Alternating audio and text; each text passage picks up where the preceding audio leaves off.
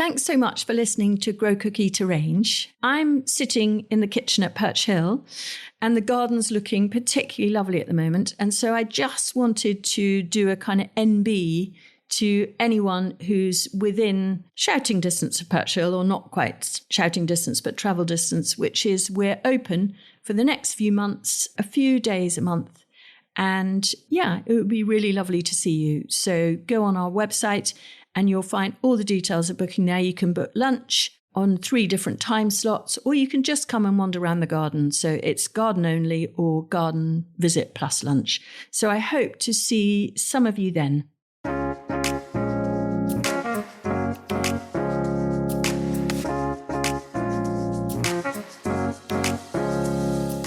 Welcome to Grow Cook Eat Arrange, the podcast of me, Sarah Raven, and today, me, Sarah Raven, because I'm going to do a solo on sweet peas. It's June and it is the peak of sweet pea flowering time. So I just thought I would go through kind of the new things that I've learned about sweet peas. I've done previous episodes on them about sowing and growing and stuff, and you can look back at them. So I'm going to try not to repeat too much. But I have learnt a few things in the last couple of years, and I just wanted to talk about those.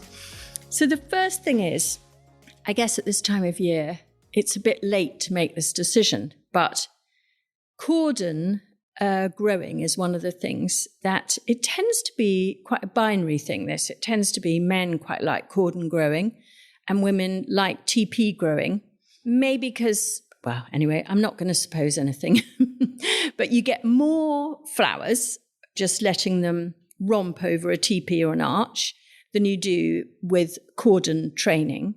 And you get shorter stems growing over a teepee rather than cordon training. Now, what's the difference physiologically? Well, cordon training is just like if you happen to have grown tomatoes in the past. What you're doing is you're pinching out all the side shoots that come in the auxiliary buds. You pinch them out between a leaf and the main stem. So you don't get something really bushy. With a tomato, the reason for that is you get much better disease prevention, much bigger and juicier fruit. And with sweet peas, it's kind of the same, which is with cordon training, you're pinching out all the auxiliary buds as they grow. So all the energy and the juice goes up the main stem to produce longer stems, bigger flowers, but fewer of them. Now, I'm greedy, so I don't do that. And also, I'm very busy and I don't have the time for cordon training because it is quite time consuming. So I'm very much one for just letting them ramble pretty willy-nilly, my sweet peas, over a silver birch teepee or a hazel arch or whatever it is. But one of the things I just wanted to sort of tell you that I'd noticed was that last year, where we had that horrendous wet spring, do you remember, where it just rained and rained and rained, and we had floods, and in the garden we had terrible slugs and snails. And this spring has been dry and hot and amazing weather, but obviously sort of worrying because it's been so dry. But what's the difference? You've really seen it in the sweet peas, I found, because sweet peas love lots of water at their roots. And that's what gives them stems from the wrist to the elbow. They're whoppers. And it's water that really, really makes a difference. It's variety too a bit, and it's manure that you put in the ground, but that's because it helps absorb and retain water, which then feeds and waters the roots. But the difference between last year, I mean, there were few, in my view, recompenses for that torrential rain that we had. But one of them was the best sweet peas I've ever grown. And that's kind of what I like about weather being so various, is you learn all the time what plants thrive in a wetter environment and what plants thrive in a drier environment. And I know a great friend of mine who gardens in America, she, I think, really struggles to grow sweet peas because they go from really, really cold winter almost straight into pretty hot summer. And that isn't what sweet peas like. Sweet peas like to get their roots down, just like broad beans, in the cold, damp, wet months of the year. So March and April, before they're then drawn out to flower in May, June and July. And that is the ideal. Wet in the spring and then dry and sunny in the early summer months. And so this year they're good, but they're definitely not as stupendously stonking as they were. And so what I'm going to do is I'm going to feed them a little bit more. And I use comfrey to feed sweet peas, which is rich in potash. Potash is really good for flower and then obviously seed formation, but flower formation, whereas nitrogen is for leaf and a bit, sort of lushness, basically, is what nitrogen is about. And so potash is what you want for sweet peas to encourage them to flower. And I have got rather lazy. I used to make comfrey juice, comfrey tea, which is pretty stinky, but now I'm afraid I do cheat, and we use pelleted comfrey leaves and we scatter them over the sweet peas. And when I'm planting, I plant a good trowelful, really good trowelful, if not kind of, a good spadeful at the base of each sweet pea planting hole. And I usually plant 2 at the base of a support. So if you've got, for instance, not a teepee, but a running frame, and you've made that from, let's say, silver birch or hazel with some twiggy bits stuck in at ground level to help them climb. So for every upright, I would put 1 sweet pea spaced about 3 or 4 inches apart from the next one, the other side of that climbing support. And anyway, you're probably past planting stage now, but that is how we do it. Then, of course, you will not be past picking and deadheading, and now is the pinnacle of time. And that's the thing that I also wanted to tell you about. We've been experimenting with a new method of picking sweet peas, and rather than, I used to recommend picking them stem by stem by stem, bunching a decent bunch together, and I've got rubber bands on my wrist, and I bunch them and plop them straight into a bucket, and I find that causes less stem damage than putting my hand in, poking in a stem at a time, because I was breaking quite a few stems when I did that. Whereas if I make these little mini posies of a bunch of, let's say, 15, 20 stems, bind them with an elastic band and put them in a bucket, that is really quick and easy, but also causes less damage. But I do that a bit for bedside table things. But if I want a really stupendous vase of sweet peas, I don't do that anymore. I cut the top 1/5 of the vine. So I look at the sweet pea TP and I look at the bits that have perhaps been blown about a bit at the top. And I harvest that whole section in one go. It might have 5 flowers, it might have 3, might have 7, might even have 9. But it's sort of collapsed a bit out from the body of the frame. And so rather than having to tie it in, which is quite time consuming, I harvest it. And as long as I cut above a pair of leaves, there will be auxiliary buds forming below the cut, and it will perpetuate flower. And I've basically found that there are 3 or 4 advantages to this mode of harvesting, which we start towards the end of June and through July. One is it cuts down the amount of deadheading hugely, because you're cutting a bigger section of the vine. 2, by promoting auxiliary bud formation, you're perpetuating the length of flowering and harvest. So we actually went on last year when we started experimenting with this well into August with sweet peas, whereas often they're over in July. 3, it looks really wonderful in the vase because not only have I got individual flower stems and sweet peas on them, but I've got all those lovely tendrily bits, and I've got kind of nice new fresh vines and auxiliary buds, the whole thing, and green leaves, and it just looks more luxurious and abundant. And 4, we find we got less mildew when we were treating our sweet peas like that. So they were genuinely longer flowering, more beautiful to pick, and healthier. And so I really recommend that. So it's cutting the top 1/5 or perhaps a 1/4 section of the vine, and you will only need perhaps 3, maybe 5 maximum for a really decent vase of flowers. And so the other thing that people worry about are those twizzly, twisty, twirly bits, which are how sweet peas climb, because they attach themselves to a branch or another flowering stem above them, and they then concertina up, and it pulls them up, and it's their climbing system. And a lot of people will tell you that you need to remove every single one of those twizzles. Well, that might be the counsel of perfection, but it's far too time consuming. So what I tend to do is, as I'm picking, I will deadhead if I see any seed pods forming, and I'll cut any twizzles if I see them, but I won't get bogged down because it just gets too much.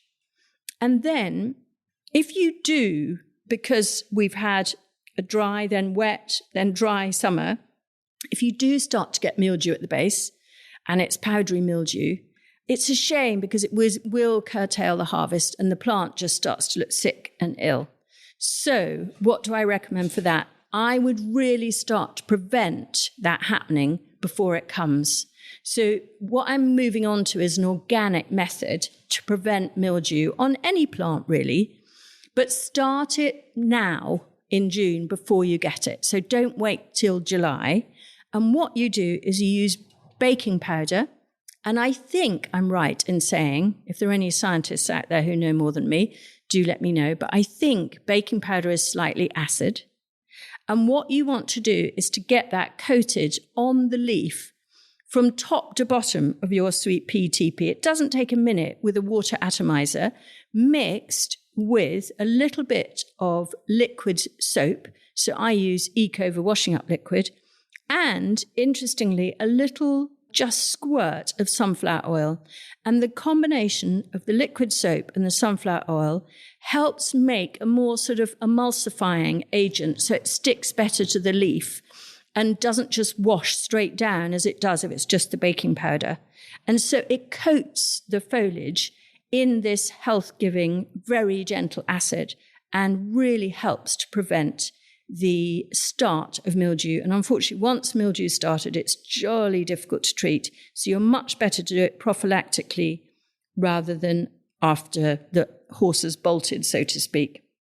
The other thing that people worry about when they see in their sweet peas is right in the nose. So you know those wings that go back from a sweet pea, and then you have that almost like the nose surrounding the stigma and the pollen. That is where you will find that quite often, particularly when they're really smelly varieties, i.e. fragrant varieties, you will get pollen beetle. And pollen beetle don't do any harm at all. They're tiny little black beetles, but they accumulate in that nose to harvest, to forage the pollen. How do you get rid of those? So once I've picked them, I put the bunch upside down and give it a really rigorous shake for a good 30 seconds, shaking. And then what I do, if there is still quite a lot still lodged in the little noses of the sweet peas, is I leave them overnight next to an open window. And so they're inside, and as it gets light at dawn tomorrow morning, the pollen beetle are attracted to the light, and out they go from the sweet pea out towards the light, and you will find that almost all of them have gone by the next morning. So that's a really nice, gentle method of, it's not even a pest, the pollen beetle, but of controlling those little tiny black beetles. Final thing before we finish is on varieties. So I'm sitting here with a little bunch that I picked this morning in front of me, and I couldn't talk about sweet peas without mentioning Matucana, and I'm not going to bang on about it because I have mentioned it quite often on the podcast. Whenever we do a scent trial here, we pick 10 stems of each variety, put them in a jam jar, and I make people shut their eyes, and I put one under their nose, and that's Matucana. Take it away, and then I put the one I'm testing under their nose. And if they're naughty, I put a blindfold on them because if they're going to cheat, because I don't want them to see which is which. And then Matucana, and then the next one, and then Matucana and the next one. So you're continually going back to Matucana as your marker because it is 10 out of 10 in terms of scent. It has short stems by the end of the season, but it doesn't matter because it has such a strong scent. So Matucana is incredible. I'm really in love with a variety called Nimbus at the moment. We find it's one of the earliest come into flower, if not the earliest, along with Mrs Collier, which is a lovely ivory cream. Those are two of our real earlies here, and I love both of them. Nimbus is a relatively new variety. It's sort of stippled and flaked. It's deep, purple, rich purple crimson over white. Very, very beautiful, beautiful colouring. Whereas Mrs Collier is ivory. 2 or 3 others. The next I adore, because I love dark, rich colours, is a variety called Beaujolais, which is sort of more purple than red wine, but it's very much in that family. So it's kind of amethyst mixed with red wine, and absolutely stunning. I completely love it. And very long stems, but actually very good scent. So that's another real favourite of mine. Another is Blue Velvet, and the reason I mentioned that is that it's the longest flowering of any that we're growing, certainly in the garden this year, and it's pumping out the flower, but I've had that actually in borders going on well into September from being planted out in April. So it's really, really good, and so it really does warrant being put into a border, which a lot of sweet peas, unfortunately, a summer and late summer and autumn border, they look pretty ropey by the time, for instance, the dahlias have come along. So they're a bit of an eyesore. So that's why traditionally they're grown in a kind of more kitchen garden allotment setting, because they're relatively transient, but not Blue Velvet. And the final one that I just want to mention, which is incredibly contentious, I am about to use the cliche of Marmite, which I'm sorry to be lazy in my language, but King's Ransom you either love or you hate. And Josie Lewis here, our head gardener, really hates it, thinks it looks sort of mucky brown, dull, sort of weird, dead salmon. So it is very farrow and ball, the colour actually. Farrow and ball have a dead salmon colour. I love it because it's so unusual, and I think it mixes really well with, for instance, Beaujolais, but actually I quite like it with quite zingy blues as well, and even mauve. So it looks like it's going to be a really edgy colour, but actually I quite like playing with it because it's a little bit uneasy. It sort of doesn't fit very easily with other sweet pea sort of candy colours, but I rather love it for that. So, sweet peas in June, in a nutshell, the things that I think are most important to think about at this time of year. And certainly in the winter, we'll revisit about sowing and growing them. Thanks so much for listening to Grow, Cook, Eat, Arrange. I hope you found that interesting. I mean, I've obviously talked about it before, but I learn new things all the time, of course, as any gardener does. And I really love handing on the new tips and ideas. Next week, I'm joined by one of my real heroes, Patrick Grant from the Sowing Bee. And I really love talking to Patrick. He's incredibly articulate. He's incredibly passionate about GB growing, basically, and his company, Community Clothing. And he's also just relatively recently started to make his own garden. So he's gardened all his life with his mum, but he's really making his own garden on the North York Moors now. So join me next week for what I promise will be a really interesting listen.